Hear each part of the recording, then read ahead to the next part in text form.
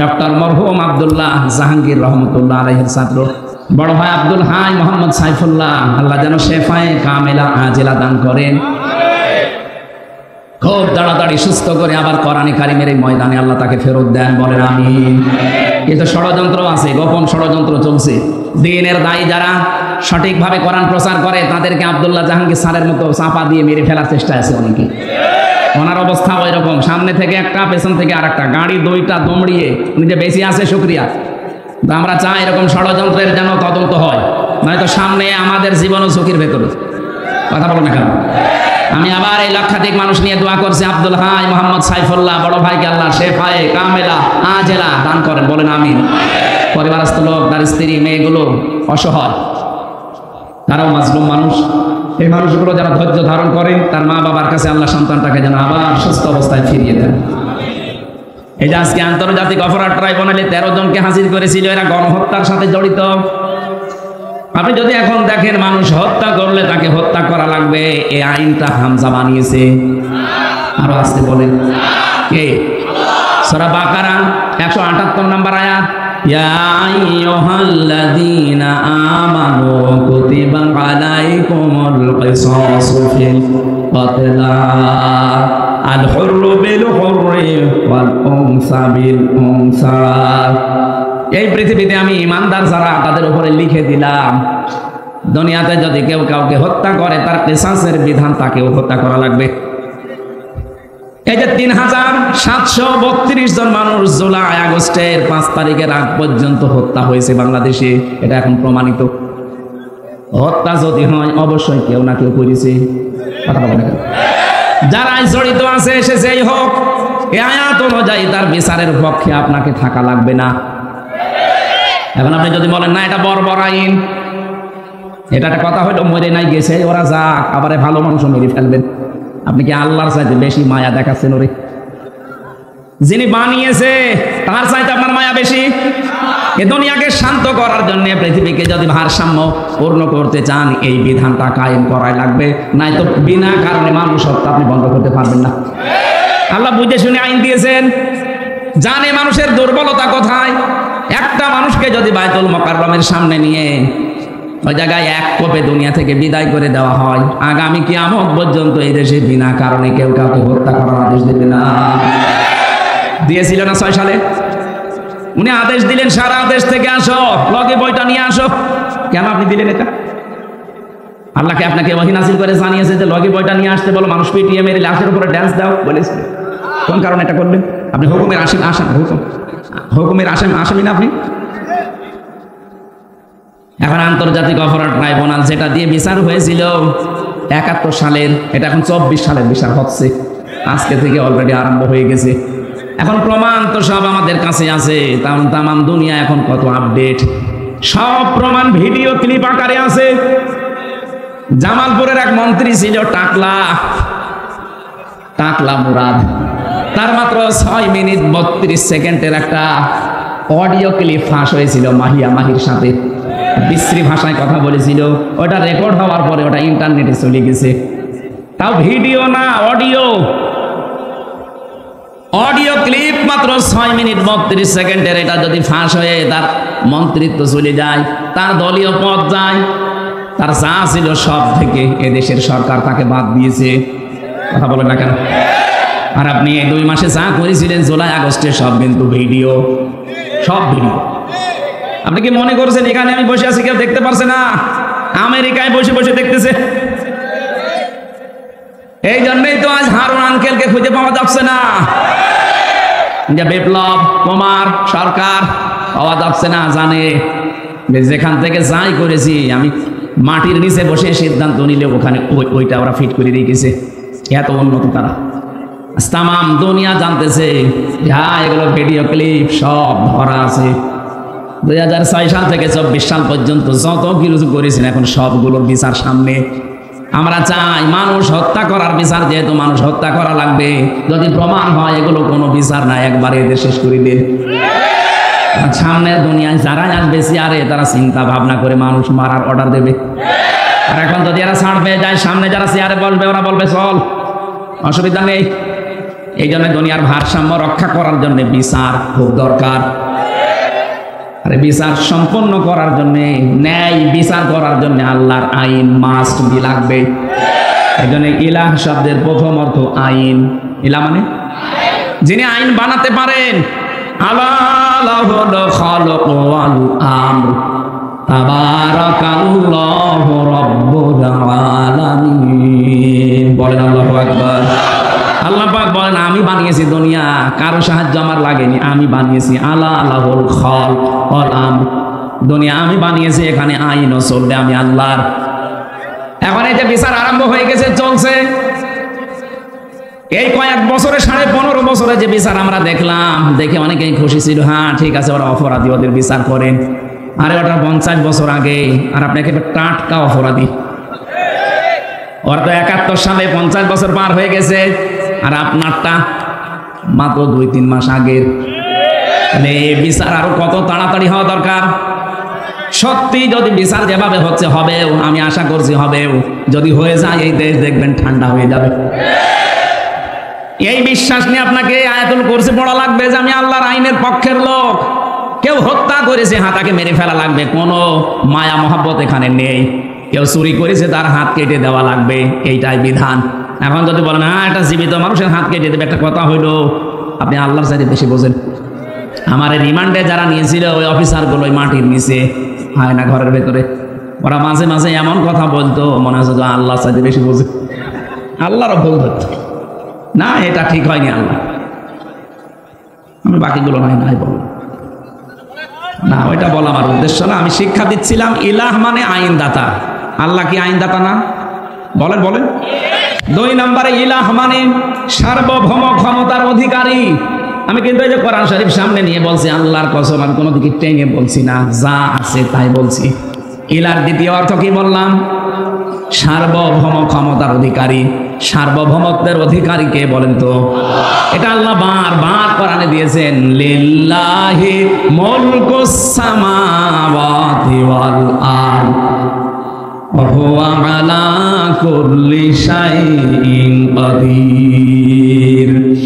আল্লাহ পাক বলেন এই যে আকাশ জমিনের যে সার্বভৌম ক্ষমতা, মুলকিয়াতের মালিক দুনিয়ার কেউ না, এটা আমি আল্লাহ নিজে। সত্য কথা বলছে, আমি কোরআন একেবারে হাতে নিয়ে, আপনি কি মনে করবেন আমি জানি না। বাংলাদেশ জামাত ইসলামী তার নিবন্ধন হারিয়েছে শুধু এই কথাটা তাদের এই সংবিধানে লেখা থাকার কারণে। ওরা যদি বলতো না সার্বভৌম ক্ষমতার অধিকারী আল্লাহ না জনগণ, ওদের জীবন ও নিবন্ধন কেড়ে নিতে পারতো না।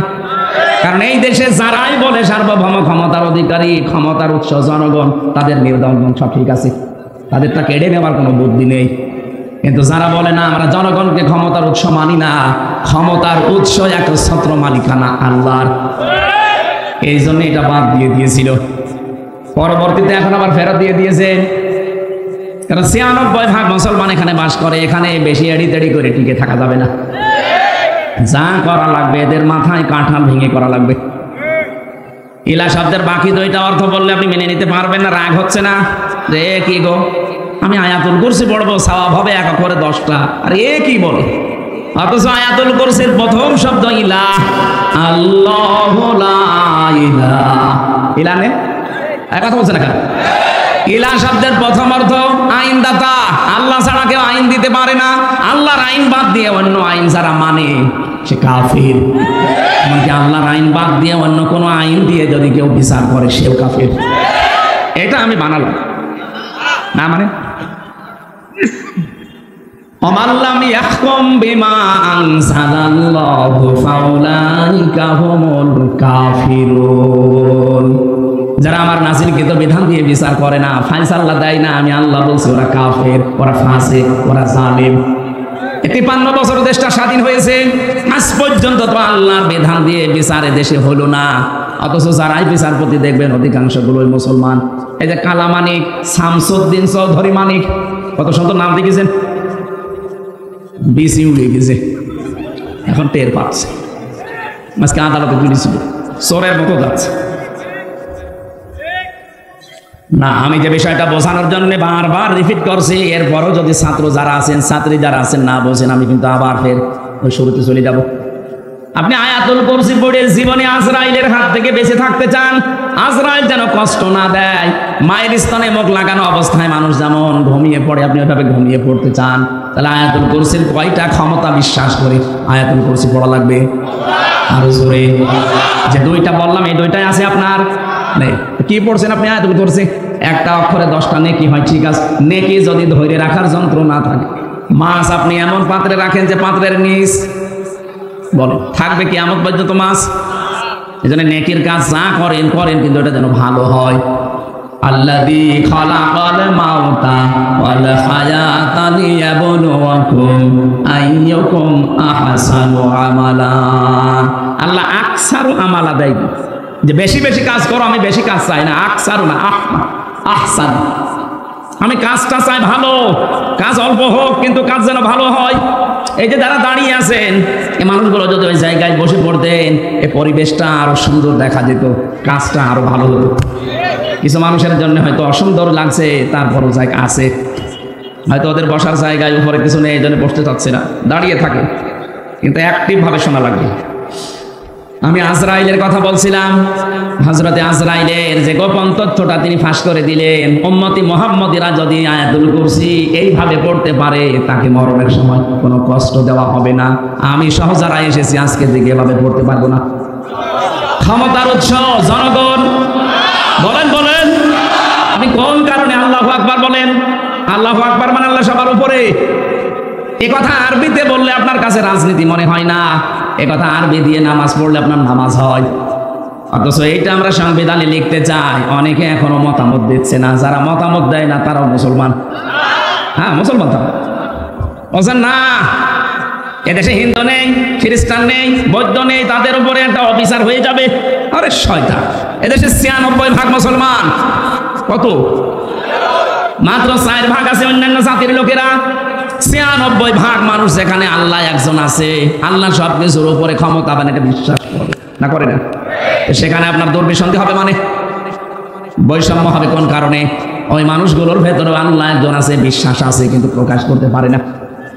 আপনি হিন্দুকে একবার ঘরের ভেতরে নিয়ে আচ্ছা করে পিটাবেন আর বলবেন সত্যি করে বল তোকে বাঁচাতে কে পারে। ও জীবনেও হরি দুর্গা হবলের নাম বলবে না, ও বলবে আল্লাহ একজন আছে। আমি নিজে পরীক্ষিত, যখন বরিশালে পড়তাম চরমনায়, ওই সময় মাঝে মাঝে নৌকায় যেতাম, তখন ব্রিজ ছিল না। নৌকায় ওঠার পরে দেখি ঝড় উঠেছে।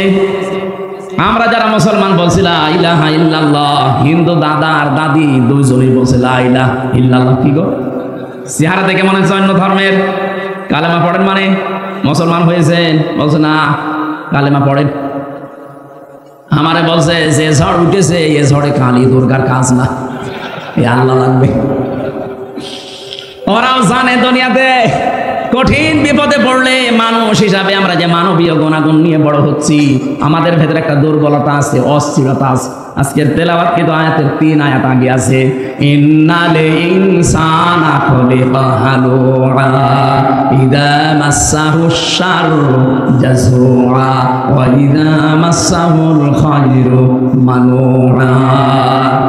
অবশ্যই আমি মানুষকে অস্থির করে বানিয়েছি। বিপদে পড়লে হায় হতাশ করে, হতাশা ঘিরে ধরে, মনে হয় আর মনে হয় সূর্য উঠবে না। কোনো কিছু যদি পাই, আমার নিয়ামত কল্যাণ কিছু পেলেই তখন কৃপণ হয়ে যায়। এগুলো মানুষের স্বভাব। এই জন্য কঠিন বিপদে পড়লে হিন্দু বলেন, খ্রিস্টান বলেন, বৌদ্ধ বলেন, সবাই মনে হয় উপরওয়ালা একজন আছে। জেল থেকে বের হওয়ার আগে এবং জেল থেকে বের হওয়ার পরে 3টা বছর বাদ দিলে আমি বহু দেশে আমার এই ছোট্ট জীবনে গিয়েছি। কতগুলো দেশ আমি ভ্রমণ করে দেখেছি। খ্রিস্টানদের সাথে, ইহুদিদের সাথে, বৌদ্ধদের সাথে আমি মিশে দেখেছি। আর হিন্দুদের সাথে তো পাশের রাষ্ট্রে গেলেই দেখা হয়। যত জায়গায় ওদের সাথে ট্রেনে, বাসে, প্লেনে চড়াচড়ি করে ওদের সাথে ঘোরাফেরা করে দেখেছি। হ্যাঁ, ওই মানুষগুলোর ভেতরেও এই বিশ্বাস আছে যে আল্লাহ একজন আছে।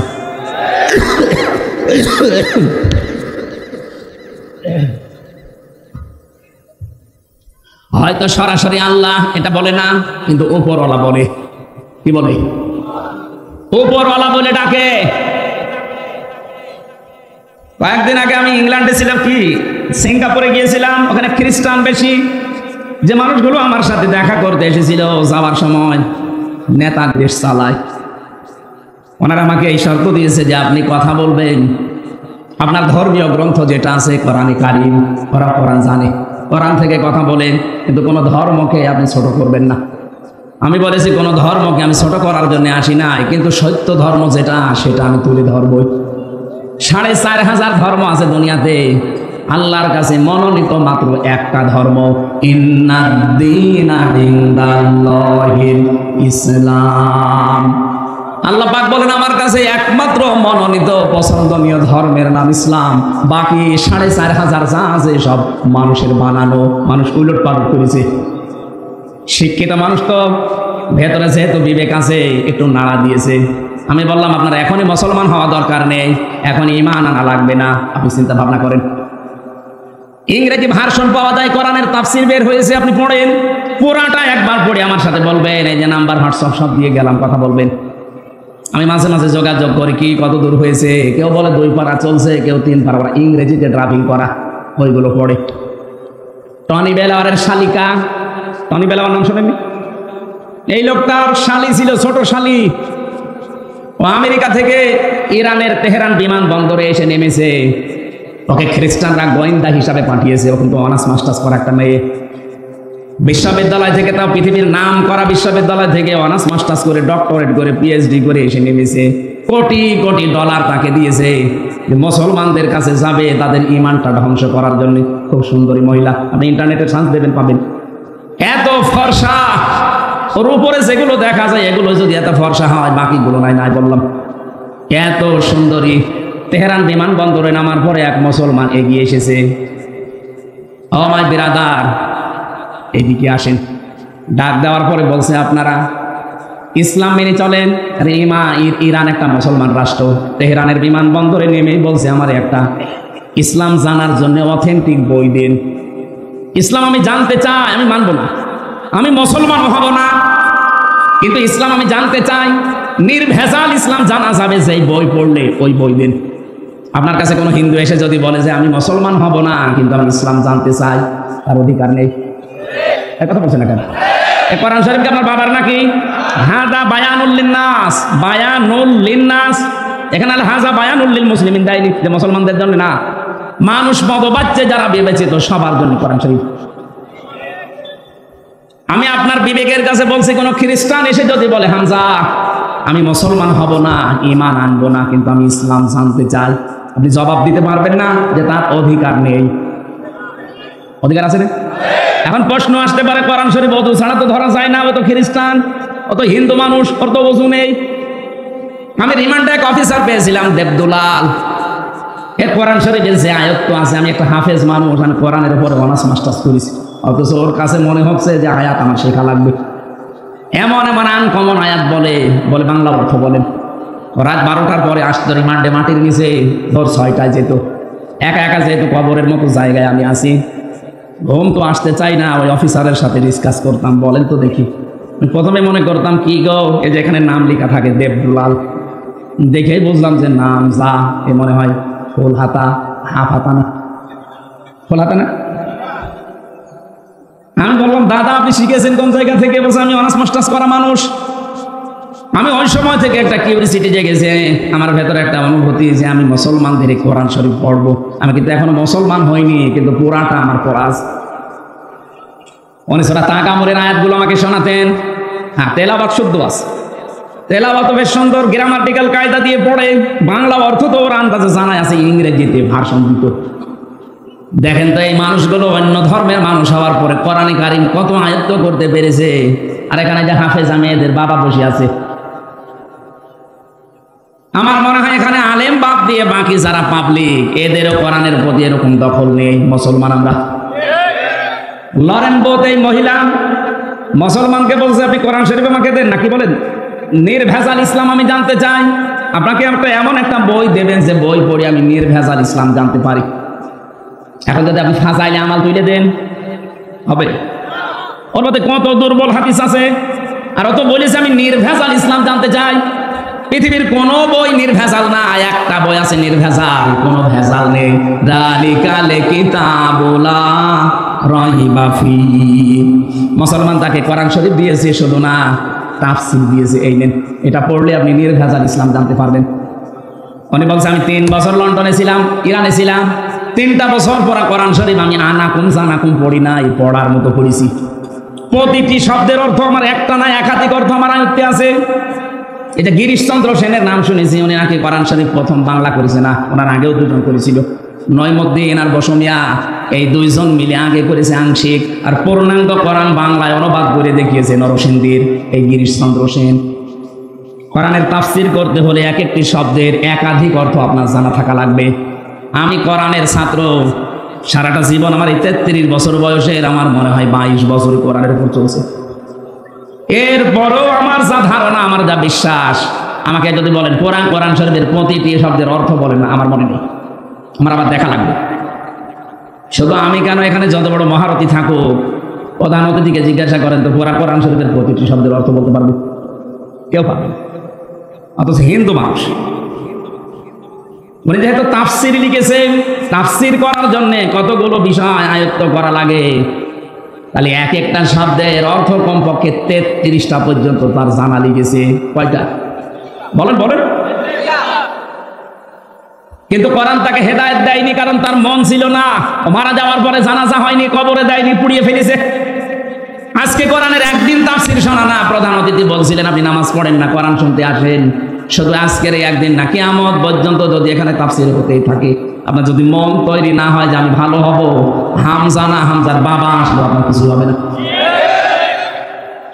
লরেন বোক 3টা বছর পড়েছে, শুধু কোরআন শরীফ না, 86 তার 6টা হাদিস ওর সাথে তাফসীর আকারে মিলিয়ে পড়েছে। ওরাটা 3 বছর শেষ করার পরে মুসলমান হয়ে গেছে। সাংবাদিকরা ডাক দিয়ে বলছে কি, আপনি একজন খ্রিস্টান। তামাম দুনিয়ায় সব জায়গায় বেশি মানুষ বাস করে কোন ধর্মে? খ্রিস্টান। বলেন বলেন। এরপরে মুসলমান। আমরা হচ্ছে 175 কোটি, আর ওরা 250 কোটি। বাকি অন্যান্য জাতির লোকরা আছে তামাম দুনিয়ায় 750 কোটি মানুষ আছে, 257টা রাষ্ট্র আছে। সব জায়গায় বড় রাষ্ট্রের নাম বাংলাদেশ। কয়েকদিন আগে আমি মালয়েশিয়া ছিলাম, সফর করে দেখলাম বাংলাদেশের চাইতে 8 ডবল বড়। 8টা বাংলাদেশ জোড়া দিলে যত বড় হবে এক মালয়েশিয়া, এক আয়ত বড়। আমি ভারতে বহু রাজ্যে ঘুরেছি, বাংলাদেশের চাইতে 29 ডবল ভারত। বাংলাদেশ 59টা জোড়া দিলে যত বড় হবে এক আমেরিকা, এক আয়ত বড়। তাহলে আমেরিকার কাছে বাংলাদেশ একটা পাড়া না? 59টা বাংলাদেশ জোড়া দিলে যত বড় হয় আমেরিকা এক আয়ত বড়। মাঝে মাঝে মানচিত্রের দিকে তাকিয়ে দেখবেন বাংলাদেশে 257টা রাষ্ট্রের ভেতরে মনে হয় কলমের একটা মাথার মতো, তাও বোঝা যায় না। এই বাংলাদেশে এতটুকু জায়গা, এর ভেতরে আমার আসতে তাই হাত লেগে যাচ্ছে। কোথায় কুষ্টিয়া আর কোথায় দিনাজপুরের শেতাবগঞ্জ। প্রায় 11-12 ঘন্টা সময় লাগে আসতে। অথচ আমেরিকা এত বড়, এত বড়। বাংলাদেশের এই তুলনায় বললাম 59 ডবল। এই দেশে 64টা জেলা আছে, তার ভেতরে দিনাজপুর মাত্র একটা জেলা। একটা জেলা না? এখানে আমার 13টা না কয়টা থানা আছে, তার ভেতরে শেতাবগঞ্জ একটা থানা। এ থানায় কতগুলো গ্রাম আছে, সেই গ্রামের ভেতরে এই ধনতলা না কি যেন দেখলাম, ধনতলা, যাই হোক এটা উল্টা পাল্টা নাম তো। একটা গ্রাম, গ্রামে কত জায়গা দেখছেন না, কত শত শত বিঘা জমি পড়ে আছে, তার ভেতরে এইটা একটা জায়গা। এই জায়গায় কত হাজার হাজার মানুষ, তার ভেতরে আপনি একজন। আপনি বলেন তো বাংলাদেশের তুলনায় আপনি কি? কিছুই না। বাংলাদেশের তুলনায় যদি বলেন কিছুই না, তাহলে ভারতের তুলনায় আরো কিছু না। আমেরিকার তুলনায় আপনাকে তো খুঁজেই পাওয়া যাবে না। এখন প্রশ্ন আসতে পারে আল্লাহকে আমার দিকেও দৃষ্টি দিয়ে আছে? হ্যাঁ, বিশাল সমুদ্রের নিচে যে পাথর আছে, পাথরের উপরে কালো পিপিলিকা হেঁটে যায়, ওই পিপিলিকার পায়ের আওয়াজ পর্যন্ত আল্লাহ রসে বসে শুনতে পায়। এই আমার আল্লাহ। লরেন বোথের কথা বলছিলাম এই জন্যে, মেয়েটা পড়ার পরে মুসলমান হয়ে সাংবাদিকরা বলছে আপনি খ্রিস্টান, বেশি মানুষ খ্রিস্টান ধর্মে, আপনি খ্রিস্টান থাকতে পারবেন, আর একটু ভালো খ্রিস্টান হবেন, আপনারা মুসলমান হয়ে গেলেন মানে। লরেন বোথ বলেছে দেখো আমি এসেছিলাম ভুল ধরার জন্যে। কোরআন আমি আনাকুম জানাকুম তানাকুম পড়ি নাই, পড়েছি একেবারে বুঝে বুঝে 3 বছর সময় লাগিয়ে। পুরাটা আমি শেষ করেছি কয়েকবার। আমি 51 জায়গায় লাল দাগ দিয়েছিলাম যে ভুল পাওয়া গেছে। মুসলমানরা বলে লা রাইবা ফি, কোনো ভুল নেই, আমি তো পেয়েছি। 53 জায়গায় ভুল পেয়েছি। কি করলেন? বলে শেষ নাম্বার জায়গায় যে দেখি যে আয়াতে ভুল ধরি তার আগের আয়াতে পরের আয়াতে ওই জবাব আল্লাহ আগেই দিয়ে দিয়েছে। শেষ পর্যন্ত আমার জীবনের ভুল ধরা পড়ে গেছে, আমি আর ওই লাইনে নেই। আমার বাপ দাদার ধর্ম ত্যাগ করে আমি কিন্তু যেমন তেমন মানুষের আত্মীয় না। লরেন বুথ, টনি বেলাওয়ারের স্বামীকা, আমেরিকার সাবেক প্রেসিডেন্ট। আমি যে কথাটা বোঝানোর জন্য পর্যন্ত এসেছিলাম, এই মহিলাটা কোরআনে কারিমের কাছে আসার কারণে, বোঝার কারণে এই মানুষটাকে আল্লাহ কোথায় পৌঁছিয়ে দিয়েছেন আজকে। আজ যদি আমরা আয়াতুল কুরসিটা ঠিক এইভাবে 10টা ক্ষমতা বিশ্বাস করে পড়তে পারতাম, আজরাইল যে কথা গোপন ভাবে নবীজিকে জানিয়েছিলেন, আল্লাহর কসম আমাদের মরণের সময় আযাব হতো না। এখানে মরণের যন্ত্রণা আমি টের পেলাম শক করে। আপনারা কি ঘুমাচ্ছেন? হযরতে আজরাইল ডাক দিয়ে বলেছেন, ঠিক আছে চলেন আপনাকে আমি জাহান্নাম দেখাবো। জাহান্নামের বিভিন্ন জিনিস দেখানোর পরে বলছে আমারে বের করেন, আমি আর থাকতে চাই না। ঠিক আছে চলেন। জান্নাত দেখতে চাই। জান্নাতে প্রবেশ করার পরে বলছে কি দেখা হয়েছে? বলে হ্যাঁ দেখলাম। চলেন এবার। হযরত ইদ্রিস নবী বলে, আজরাইল আমি কিন্তু আল্লাহর ভাষা জানি, খালিদিনা ফিহা লা ইয়াবগুনা আনহা হিওয়ালা। কোন মানুষ যদি জান্নাতে একবার যেতে পারে, আল্লাহ কোনদিন তাকে বের করে দেবে না, আর লোকটা বের হতেও চাইবে না। ও ভাই আজরাইল, আমি তো চলেই এসেছি যে কোনো কায়দায়। আল্লাহ তো বলেছে যে বের করে দেবে না, তুমি ঝামেলা করো কেন? চলে যাও। হযরতে আজরাইল বলেছেন, রব্বুল আলামিন তোমার নবী ইদ্রিস বড় চালাক। আল্লাহ পাক বলেন, ফিরে আসো আজরাইল, আমার নবী ইদ্রিসের কপালে আমি এইটাই লিখেছিলাম। আমি কথাটা বোঝানোর জন্য হাদিসটা নিয়ে এসেছি যে জান্নাতে কোনো মানুষ যদি একবার প্রবেশ করতে পারে, আল্লাহ পাক তাকে বের করে দেয় না, সে বের হতেও চায় না। এটা যে নবীজির ভাষায় জান্নাতের বাগান, আপনি বিশ্বাস করেন তো? কথা বলেন না কেন? তার মানে এখানে আমরা যারা এসেছি, এই প্যান্ডেলে যারা আছি, আমরা সবাই নবীর ভাষা অনুযায়ী জান্নাতি।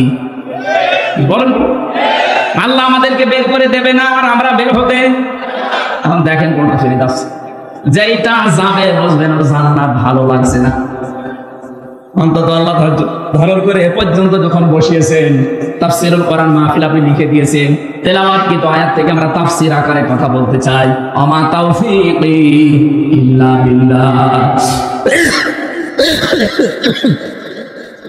সুবহানাল্লাহ। পানি নেই?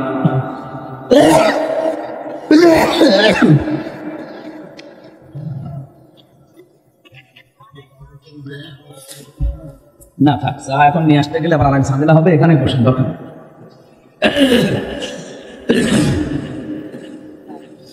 সুবহানাল্লাহ আলহামদুলিল্লাহ লা ইলাহা ইল্লাল্লাহ লা ইলাহা ইল্লাল্লাহ মুহাম্মাদুর রাসূলুল্লাহ। নবীজির উপরে দরুদ আর সালাম পড়ে আমরা আলোচনায় যাচ্ছি। আজকের আলোচনার বিষয় হচ্ছে মুসল্লিদের গুণাবলী। আমরা মুসল্লি না? নামাজ অন্তত এক ওয়াক্ত পড়লেও তো পড়ি, অন্তত না পড়লেও ঈদের নামাজ পড়ি, কিছু না হলেও বাবা মরে গেলে জানাজার নামাজ তো পড়ি। বলেন, আল্লাহ পাক বলেন, ইল্লাল মুসাল্লিন আল্লাযীনা হুম আলা সালাতিহিম দাইমুন। এই পৃথিবীতে যারা মুসল্লি, সবাই না, যারা মুসল্লি, মুসল্লি কি? আল্লাহ পাক বলেন মুসল্লি কাদেরকে বলে জানো? আল্লাযীনা হুম আলা সালাতিহিম দাইমুন, যারা তাদের নামাজের উপরে স্থির, নামাজের উপরে দাইম এবং কায়েম থাকে, সর্বদা নামাজের উপরে যারা থাকে। 2 ওয়াক্ত পড়ে, 3 ওয়াক্ত পড়ে না এমন না। নিয়ে আসতে গেলেন কেন? মুসল্লিদের গুণাবলী বলতে গিয়ে ইবনে কাসিরের তাফসিরে আমি আয়াত পড়তে গিয়ে দেখলাম, আল্লাহ পাকের কাছে সবচাইতে বেশি প্রিয় ওই কাজটা যে কাজটা ধারাবাহিকভাবে করা হয়। 2 দিন করলেন, 3 দিন বাদ দিলেন না। আপনি যদি তাহাজ্জুদের নামাজ পড়েন, নিয়মিত পড়বেন। আপনি 2 রাকাত পড়েন, 4 রাকাত পড়েন, কিন্তু নিয়মিত আপনি আদায় করবেন। আস্তাগফিরুল্লাহ যদি প্রতিদিন 100 বার করে পড়েন, 2 দিন পড়েছেন, 5 দিন বাদ দিয়েছেন না, ওটা আল্লাহ রেগে যায়। আপনি যখন নিয়মিত করবেন ওই কাজটা, আল্লাহর আরশ আপনার উপরে খুশি হয়ে যাবে। আমি কয়েকটা আমলের কথা এখন বলছি, নারী এবং পুরুষ সবার জন্য প্রযোজ্য। সব সময় অজু থাক আর না থাক, শরীর পাক থাক আর না থাক, সব সময় মুখে জারি রাখবেন আস্তাগফিরুল্লাহ ওয়া আতুবু ইলাইহি, আস্তাগফিরুল্লাহ ওয়া আতুবু ইলাইহি। যদি এটা বেশি বড় হয়ে যায়, শুধু বলবেন ইগফিরলি ইগফিরলি অথবা আস্তাগফিরুল্লাহ আস্তাগফিরুল্লাহ। এটা পড়লে মানুষের মনের ভেতরে যাওয়া শান্তি আছে, আল্লাহ বলেন আমি নিজে ওইটা দূর করে দেই। আর একটা আমলের কথা বলছে, বিপদ আপদে মুসিবতে সব সময় লেগে আছে, যদি পারেন পারতপক্ষে দরুদ শরীফ পড়ার চেষ্টা করবেন। আল্লাহুম্মা সাল্লি আলা মুহাম্মাদ এতটুকু পড়েন, অথবা সাল্লাল্লাহু আলাইহি ওয়াসাল্লাম, আল্লাহুম্মা সাল্লি আলা মুহাম্মাদ ওয়া আলিহি ওয়া আসহাবিহি ওয়া বারিক ওয়া সাল্লিম। এরপর আরো দুইটা আমল আছে, নবীজি বলেন কেউ যদি এটা সব সময় বলে হাসবুনাল্লাহ হাসবুনাল্লাহ ওয়া নি'মাল ওয়াকিল, নি'মাল মাওলা ওয়া নি'মান নাসির। আর ইউনূস নবী বিপদে পড়ে যে দোয়া পড়েছিলেন ওইটাও পড়তে পারেন, লা ইলাহা ইল্লা আনতা সুবহানাকা ইন্নী কুনতু মিনাজ জালিমিন। কয়টা বললাম মনে আছে আপনাদের? 1 নম্বরে আস্তাগফিরুল্লাহ, 2 নম্বরে দরুদ শরীফ, 3 নম্বরে আপনি সব সময় চলতে ফিরতে হাসবুনাল্লাহ অথবা লা হাওলা ওয়ালা কুওয়াতা ইল্লা বিল্লাহ এ পর্যন্ত সব সময় যদি মনের ভেতরে মুখের ভেতরে জারি থাকে, কঠিন বিপদ আকস্মিক অ্যাক্সিডেন্ট থেকে আল্লাহ বাঁচিয়ে দেবে। আপনারা জানেন কয়েকদিন আগে মাওলানা আব্দুল হাই সাইফুল্লাহ বড় ভাই আমার অ্যাক্সিডেন্ট করে ওনার এই চোখ প্রায় নষ্ট হয়ে গেছে। ডাক্তাররা এখন চিকিৎসা চালাচ্ছে, আশা করছি সুস্থতার দিকে যাবে। দিনের একজন মুখলেস দায়ী ছিলেন, বিদেশি শিরিক আর বেদাতের বিরুদ্ধে বজ্রকণ্ঠ ছিল তার। নওগাঁর সন্তান, আমার বিশ্ববিদ্যালয়ের শ্রদ্ধাভাজন বড় ভাই, আমি আল কোরআনের ছাত্র, উনি আল হাদিসের। ডক্টর মরহুম আব্দুল্লাহ জাহাঙ্গীর রহমতুল্লাহ আলাইহির ছাত্র। বড় ভাই আব্দুল হাই মোহাম্মদ সাইফুল্লাহ, আল্লাহ যেন শেফায়ে কামিলা আজিলা দান করেন। খুব তাড়াতাড়ি সুস্থ করে আবার কোরআনে কারিমের এই ময়দানে আল্লাহ তাকে ফেরত দেন, বলেন আমিন। কিছু ষড়যন্ত্র আছে, গোপন ষড়যন্ত্র চলছে। দ্বীনের দায়ী যারা সঠিকভাবে কোরআন প্রচার করে তাদেরকে আব্দুল্লাহ জাহাঙ্গীর স্যারের মতো চাপা দিয়ে মেরে ফেলার চেষ্টা আছে অনেকে। ওনার অবস্থা ওই রকম, সামনে থেকে একটা পেছন থেকে আর একটা, গাড়ি 2টা দৌড়িয়ে উনিতে বেশি আছে শুকরিয়া। আমরা চাই এরকম ষড়যন্ত্রের যেন তদন্ত হয়, নয়তো সামনে আমাদের জীবন ঝুঁকির ভেতরে। কথা বলবে কেন?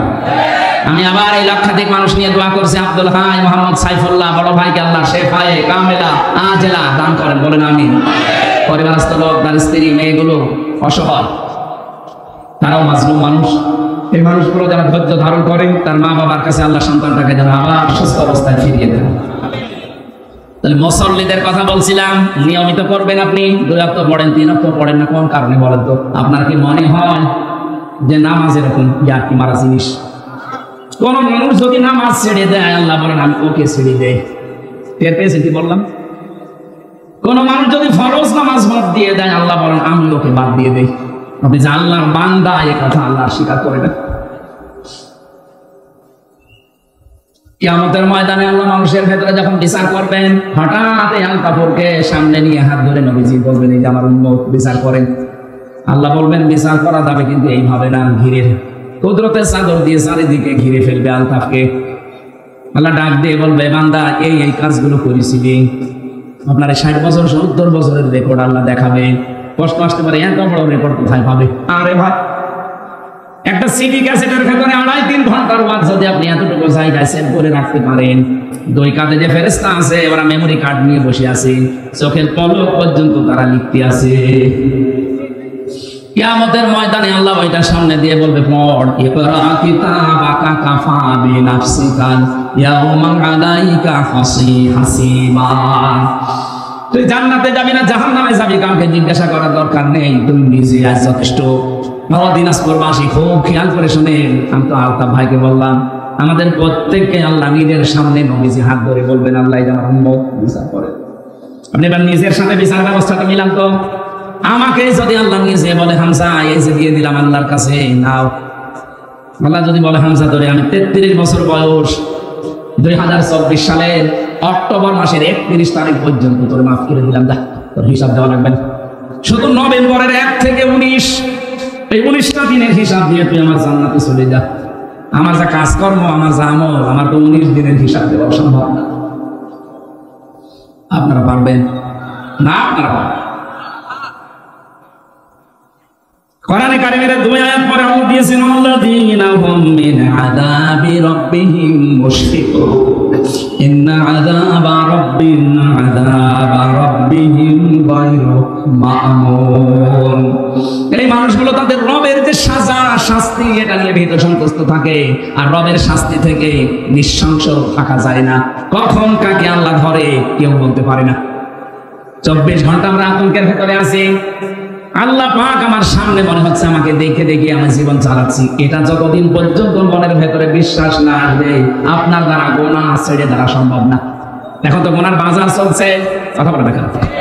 মোবাইলটা যাদের আছে, কম্পিউটার আছে, যাদের ডিশ লাইন আছে, যে মানুষগুলো ওয়াইফাই লাইন নিয়ে রেখেছেন তাদের গোনা করা যে কত সহজ করে দিয়েছে পৃথিবী। এই কঠিন পরিস্থিতিতে টিকে থাকা কিন্তু অত সহজ ইমানের কাজ না। এমন এমন দৃশ্য মোবাইলের ভেতরে রেখে দিয়েছে, নিজে দেখলে আনন্দ লাগে, ভালো লাগে, মজা পায়, অন্য কেউ দেখলে লজ্জা পায়। এমন দৃশ্য নেই? যাদের মোবাইলে আছে এই মুহূর্তে ডিলিট করা লাগবে। শব্দের দিকে তাকান, ইন্না আযাবা রাব্বিহিম গায়রু মা'মুন। আল্লাহর আযাব থেকে কেউ নিঃশংস থাকা ঠিক না। কখন আল্লাহ আপনাকে মরণ দিয়ে দেয়, এখনই মরে গেলে কিন্তু মোবাইলটা আপনার স্ত্রী, আপনার বোন, আপনার ভাই, আপনার মা ব্যবহার করবে। এখন বাড়ি যেতে পারলেন না, মনে করেন মরে গেলে মোবাইলটা ব্যবহার করবে আপনার বাবা। কে? আপনার বাবা যদি দেখে যে উলঙ্গ নাচ আমার এই হামসা বসে বসে দেখতো, মরে যাওয়ার পরে কি ধারণা করবে বলেন? দোয়া করা, বলবে আল্লাহ ওরে আরো দাও। সুতরাং এই মুহূর্তে আমি সংসার আছি, যেটা দেখলে নিজে শান্তি পাওয়া যায়, আনন্দ পাওয়া যায়, অন্য দেখলে লজ্জা পান, এই মুহূর্তে ডিল করেন। আমার এটার ভেতরে শুধু লেকচার আছে স্যারদের, আন্তর্জাতিক স্কলার যারা, আমার বিশ্ববিদ্যালয়ের স্যারদের লেকচার আমি প্রায় 250 করে রিসিভ করে রেখেছি। দেখার মতো শুধু ওইটাই, আর বাকি আমার পরিবারের আমার মেয়ের ছবি আছে, ছোট মেয়েটা। আপনার মোবাইলে এই মুহূর্তে যদি ডিলেট না করেন আমি ওয়াজ করবো না। করেন, সময় দিলাম 30 সেকেন্ড, করেন। এখন ওয়াজ আমল করা লাগবে, করেন, তাড়াতাড়ি করেন। এই যে একজন করছে, এই কি করবি? নেন, ভিডিও করছে, আপনি করছেন কিনা? করেন, তাড়াতাড়ি করেন। যার মোবাইল আছে অ্যান্ড্রয়েড মোবাইল, এই মুহূর্তে মোবাইল থেকে ভিডিও অপশনে যান। কারা কারা যেটা নিচে দেখলে শান্তি পান, অন্য দেখলে কষ্ট লাগে, আনন্দ লাগে না, তখন লজ্জা বোধ হয়, এরকম সিন আছে। কারা কারা ডিলিট করবেন হাত করেন তো। ওই একজন কি আছে আপনার মোবাইলে দাঁড়িয়ে আলাম মানুষ, আপনি দেখেন কে মরব্বে কি আছে মোবাইলে দেখে, পরে মনে নাকি কি আছে দেখি। বাটন মোবাইল নিয়ে এসেছে, ও কি দেখবে? না, আমি হাসির জন্য দেয়নি। আপনি বলেন তো কি জবাব দেবেন এখনই যদি মরে যান? আর মোবাইলটা নিয়ে যদি আপনার বউ দেখে, বলবে কি নিয়ে সংসার করতাম না, এর চরিত্র এত খারাপ, এটা বলবে না? বলবে না? বলবে না?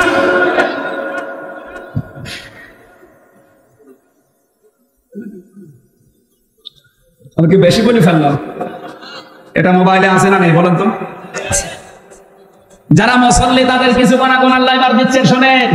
আল্লাহ পাক বলেন, আল্লাহ ওয়াল্লাযীনা ফি আমওয়ালিহিম হাক্কুন মা'লুম লিস-সাইলি ওয়াল মাহরুম ওয়াল্লাযীনা ইউসাদ্দিকুনা বিয়াউমিদ্দিন। যারা মুসল্লি হবে, এই মানুষগুলো সত্যিকার অর্থে যদি নামাজি হয়, মাল সম্পদের প্রতি তাদের মহব্বত আস্তে আস্তে কমতে থাকবে। কারণ তাদের মালের ভেতরে, সম্পদের ভেতরে অনেকের হক লুকিয়ে আছে। যারা প্রার্থী, যারা ফকির, যারা মিসকিন, যারা অসহায়, যারা বঞ্চিত, তাদেরকে সেই মাল থেকে সে দিয়ে তাদের অভাব সে দূর করে দেবে। এরকম নামাজি দেশে আছে। আরে নামাজি হযরত ওসমান নামাজি ছিলেন। নবীজির কাছে এক ভিক্ষুক এসে বলে, হে রাসূল, আমি আজকে একদিন যাবত কিছু খাইনি, দয়া করে আমার কিছু খাবার দিন। নবীজি বললেন, আমার অবস্থা সেরকম ভালো না, তুমি আমার জামাই ওসমানের কাছে যাও। হযরত ওসমানের কাছে বাড়িতে গেলেন। বাড়িতে যেই তিনি লক্ষ্য করলেন হযরত ওসমান বাড়ির ভেতরে চেঁচামেচি করছে। কি হয়েছে? মানে মাগরিবের আগে ওনার স্ত্রী ল্যাম্পো বাতি বলে না, বাতি গ্যাঞ্জাম করছে বাড়িতে, স্ত্রীকে গরম দিচ্ছে। ওই এত তাড়াতাড়ি বাতি ধরানো দরকার কি? এখনো তো সন্ধ্যা লাগেনি। এই সাইল এই ভিক্ষুক চিন্তা করছে, আল্লাহ নবীজি কার কাছে পাঠালো? আমার চাইতে বড় কিপটা। মাগরিবের একটু আগে বাতি ধরিয়েছে, তাই যদি বউকে গরম দেয়, এ আমারে দান করবে, বিশ্বাস হয় না। নবীজি বললেন, কিছু দিয়েছে? বলে, হুজুর কার কাছে পাঠাইলেন? এটা আমার চাইতে বড় ফকির। নবীজি বললেন, তুমি বলছো না, যাও, আবার যাও। বাড়িতে এসেছে, পরের দিন আসার পরে দেখে রোদে তিনি তুলা শুকাতে দিয়েছেন, তুলাগুলো শুকাচ্ছেন রোদে, তুলা পুড়িয়ে যাচ্ছে, একটা একটা করে তুলা ধরে নিয়ে এসে আবার রেখে দিচ্ছে। আল্লাহ কার কাছে নবীকে পাঠানো মনে হয় না জেনে পাঠিয়েছে। একটা তুলা উড়ে যায় তাই যদি নিয়ে এসে রেখে দেয় তা আমারও কয় টাকা দেবে? বিশ্বাস হয়নি, ফেরত গেছে। ডাক দিয়ে বলে নবী দরকার হয় আপনি কিছু দেন না, ওর কাছে পাঠাবেন না। ঠিক আছে, তুমি আজকে শেষ হতে যাও। আজকে এসেছে, তাকিয়ে দেখছে ওঠানের উপরে রোদে গুড় শুকাতে দিয়েছে, গুড় মিষ্টি জাতীয় জিনিস, পিপিলিকা নিয়ে যাচ্ছে, এই পিঁপড়ার মুখ থেকে ধরে ধরে খুলে নিয়ে আবার জায়গায় রেখে দিচ্ছে। লোকটা দৃশ্য থেকে বলছে আল্লাহ না আমি চাবো না, এর কাছে চাবো আমি অপমান হবো। নবীদের কাছে গিয়ে বলছে হুজুর আপনি হয় কিছু দেন, না এটা বলে দিন দেন পারবো না, আপনি ওই লোকের কাছে পাঠাবেন না। বিশ্ব নবী বলেন আজকে শেষবারের মতো যাও। আজকে এসেছে, ওনার একটা উঠের চালান ছিল, বাইরের দেশ থেকে ব্যবসায়ী উঠে চালান প্রায় 100টা উঠ আসছিল। সাহস করে এবার নবীজের কথায় বিশ্বাস করে তিনি চাইলেন, বলে আল্লাহ নবী আমাকে পাঠিয়েছে, আপনি দয়া করে আমার কিছু দান করেন, আমি ক্ষুধার্ত। হযরত ওসমান বলেন ঠিক আছে, এখনো তো কাছে সেরকম কিছু নেই, ওই যে ব্যবসার মাল আসতেছে, ওই যে উট ভর্তি মাল আসতেছে, যে উট তোমার পছন্দ হয় উটটা নিয়ে চলে যাও। লোকটা বলছে আল্লাহ একই জ্ঞান কি করছে, ছেলেটা পিপিলিকার মুখ থেকে গুড় কেড়ে দিতে পারে, তুলা উড়ে গেলে তুলা আবার নিয়ে এসে রেখে দেয়। সন্ধ্যার আগে বাকি দাঁড়ালে বউকে গরম দেয়, আরে বলছে উট ভর্তি মাল আমি নিয়ে চলে যাও। বলছে আপনি সত্যি করে বলেন তো, আপনি কি আমার সাথে ঠাট্টা করেন কেন? আমি কিন্তু 3 দিন এসেছি আপনার বাড়িতে, আজকে দিয়ে 4 দিন আসলাম, 3 দিনের যে আচরণ দেখলাম আজকের সাথে মিলছে না, সত্যি করে বলেন আপনি কি করেন? হযরত ওসমান বলে দেখো আল্লাহর বান্দা, প্রথম দিন এসে তুমি দেখেছো আমি গরম দিয়েছি স্ত্রীকে, এমনি না, আমি জানি পৃথিবীতে আল্লাহ পাক শুধু অপচয়কারীকে শয়তানের ভাই বলে আখ্যা দিয়েছে। ইন্নাল মুবাযযিরিনা কানু ইখওয়ানা শায়াতিন, দুনিয়ায় যারা অপচয় করে এরা কিন্তু শয়তানের ভাই, পৃথিবীর কোনো অপরাধ করলে শয়তানের ভাই, এই কথা কোরআনে আমি পাইনি। এই একটা আয়াত সূরা বনী ইসরাঈলে আছে, যারা অপচয় করে ওরা আর মানুষ থাকে না, ওরা শয়তানের ভাই হয়ে যায়। মাগরিবের আগে আমার স্ত্রী লম্পবাতি ধরিয়েছে, কোন কারণে যে অপচয় করবে এটা তো আমি মেনে নিতে পারি না, এই কারণে তাকে গরম দিয়েছিলাম শিক্ষা দেওয়ার জন্য। দ্বিতীয় দিন যে তুলা উড়ে যাচ্ছিল, তুলা আসলে আমার ছিল না, আমার কাছে আমার বন্ধ রেখেছিল, আমারও নষ্ট হয়ে যাচ্ছিল, আমি শুকাতে দিয়েছিলাম। মানুষের আমানত আমার কাছে আছে, সেটা উড়ে চলে যাবে, আর আমি আমানত বসে বসে খেয়ানত করবো না, এই শিক্ষা আমি পাইনি। আজ বাংলাদেশের মানুষ যারা দায়িত্বে ছিল, 1628 জন মানুষ দায়িত্বে ছিল, এই মানুষগুলো যদি হযরত ওসমানের মতো এইভাবে অ্যাক্টিভ ভাবে কাজ করতো, আল্লাহর কসম এই দেশ থেকে কিয়ামতের আগে তারা ক্ষমতা থেকে যেত না। আপনি আমানতের দায়িত্ব পেয়ে সব খেয়ানত করে বসে আছেন। ভূমির দায়িত্ব দেওয়া হয়েছিল জমি জায়গার, যে মন্ত্রী ভূমি মন্ত্রী, তাও প্রতিমন্ত্রী, সেই লোকটার নাকি 620টা বাড়ি। কয়টা লাগে বাড়ি আপনার বলেন? কয়টা লাগে বাড়ি? 64 জেলাতে 64টা হলেও তো হয়, 620টা বাড়ি বানিয়েছেন আপনি। আমানতের যারা খেয়ানত করে ওরা আর মানুষ থাকে না, ওরা মুনাফিক হয়ে যায়। আমি মুনাফিক হয়ে যাব আমি ওসমান কোন কারণে? এই কারণে আমি বন্ধুরা তুলা উড়ে যাচ্ছিল বাতাসে, ধরিয়ে রেখে দিয়েছি যেন খেয়ানত না। তৃতীয় দিন তুমি দেখেছো আমাকে গৌড় আমি পিপিলিকার মুখ থেকে কেড়ে নিয়েছি, এই গৌড়টা আমার না, এটা আমানতের গৌড়, আমার কাছে রেখে গিয়েছিলাম। আমি ধনী মানুষ, আমার বাড়িতে জায়গা আছে, কারণে যেহেতু নষ্ট হয়ে যাচ্ছিল এই জন্য ওদের শুকাতে দিয়েছিলাম। পিপিলিকা নিয়ে যাবে আমানতের জিনিস, তার মানে বাংলাদেশে যত মানুষ দায়িত্ব ছিল এই দেশটা তাদের কাছে আমানত ছিল। জনগণের এই সম্পদগুলো সব দ্বারা যদি এইভাবে পাহারা দিতে পারতো, আমরা দিনের এই বোঝা নিয়ে এখন বেঁচে থাকতাম না। কোটি কোটি টাকা পাচার করে করে দেশটা ফোকলা বানিয়ে দিয়েছে। এখন এই দেশে কেউ জন্ম নিলে তার মাথার উপরে 1 লাখ টাকা ঋণ। টের পাচ্ছেন? তাহলে আপনি যে আমার ওট ভর্তি করায় জিনিস দিয়ে দিচ্ছেন না, এটা আমার আখেরাত তৈরি হচ্ছে। আলতাফ সাহেব যে মাদ্রাসা বানিয়ে দিয়েছে প্রায় 18 লক্ষের উপরে খরচ করে, জমি জায়গা দিয়ে বিল্ডিং বানিয়ে। আমার মহাতামিম না কে যেন বলছিল প্রায় 16 থেকে 18 লাখ টাকা খরচ।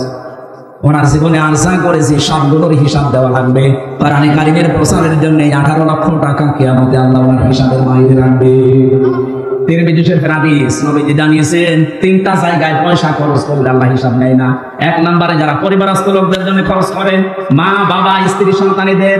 2 নম্বরে যে মানুষগুলো দুনিয়াতে দিন কায়েমের জন্য চেষ্টা করছে তাদের পেছনে খরচ করে। তিন নম্বরে যারা এই পৃথিবীতে কোরআন প্রসারে কোরআন কায়েমে যারা আছে তাদের পেছনে খরচ করুন। মানে নিজে যদি সরাসরি যেতে না পারেন, যারা করে এইগুলো তাদেরকে দেবেন, এই টাকার হিসাব দেওয়া লাগবে না।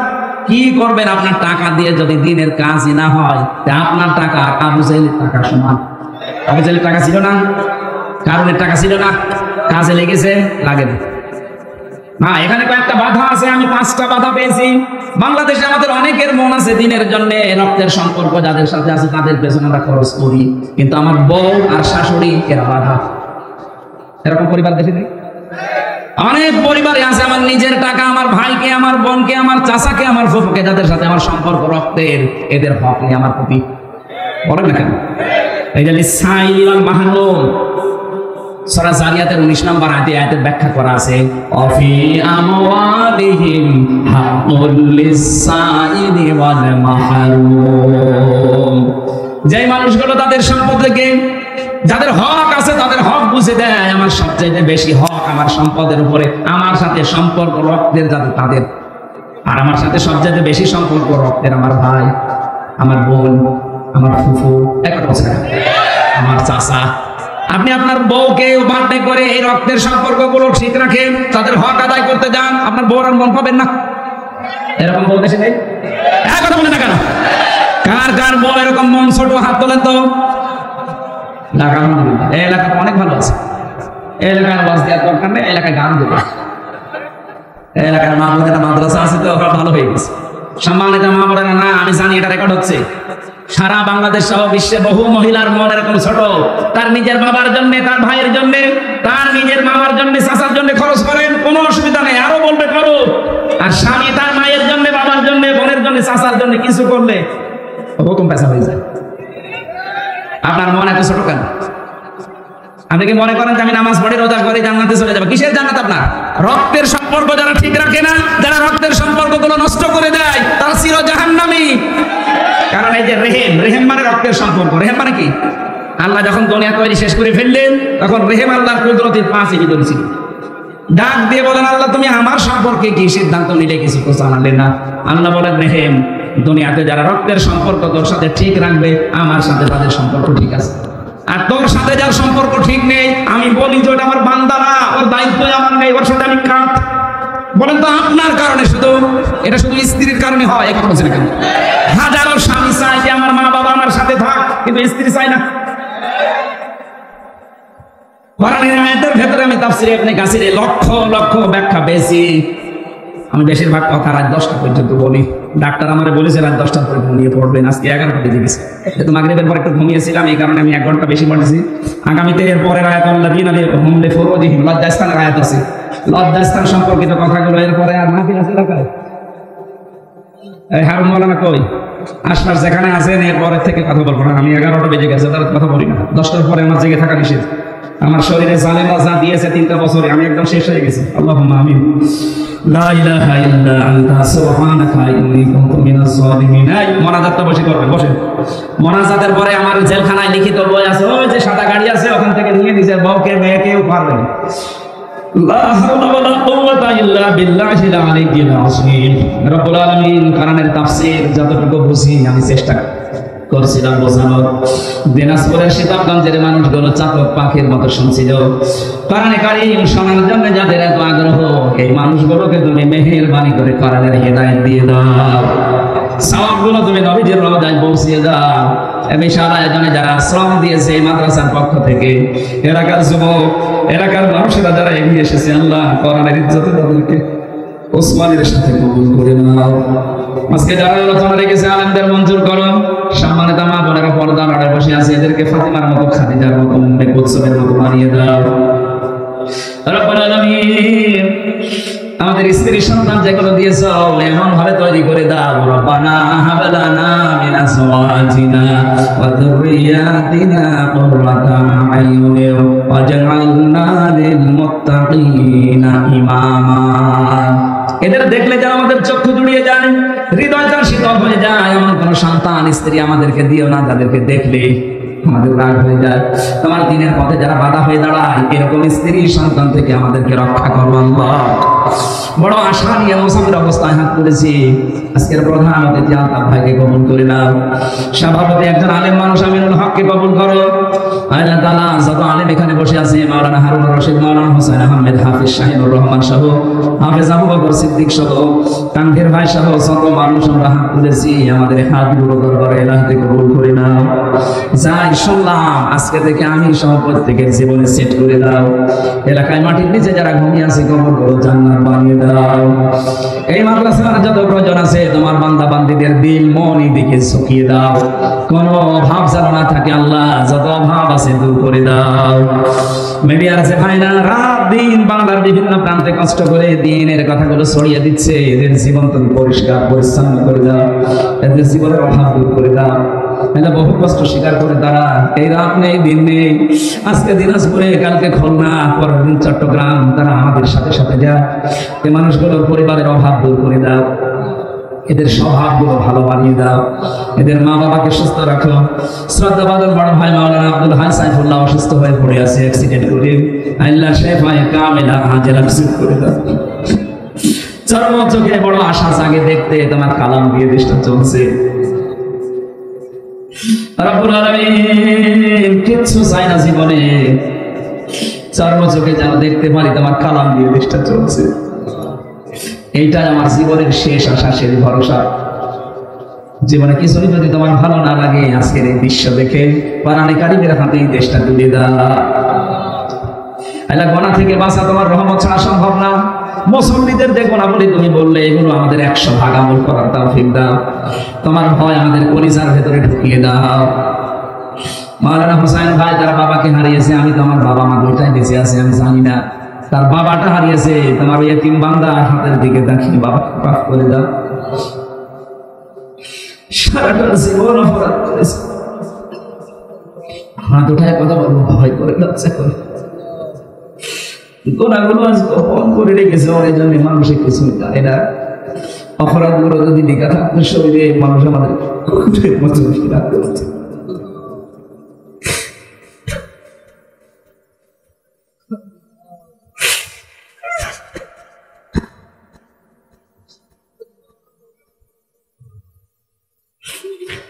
যখন আমি বর্ণনা পড়েছি, এক সেকেন্ড সহ্য করা সম্ভব না। আমাদেরকে জান্নাত দিও, জান্নাতের যদি জায়গা না বড়